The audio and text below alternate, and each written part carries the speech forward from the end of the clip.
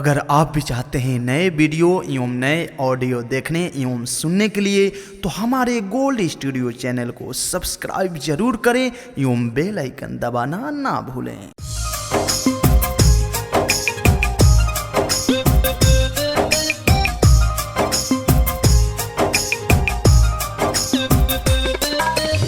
Music by Abhishek Gupta.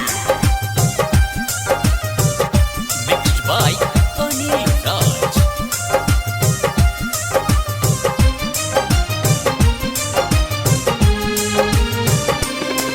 ना चैन से जिए दीही, ना चैन से मारे दीही, ना चैन से जिए दीही, ना चैन से मारे दीही।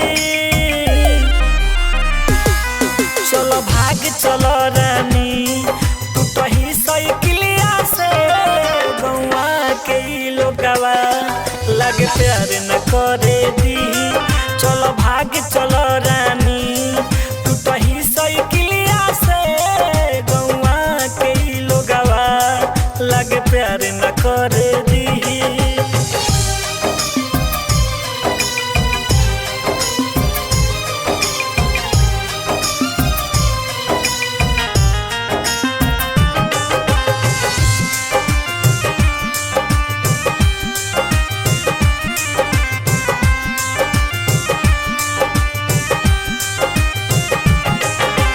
हमनी के दुश्मन भइल बा ई जमाना हो।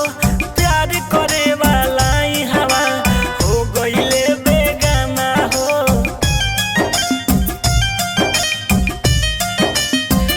हमनी के दुश्मन भइल बा ई जमाना हो।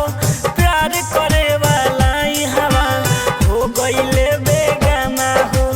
भुला के सारा गम चलो चलो ए सनम गौवा के लोगवा लगे प्यार न करे दीही।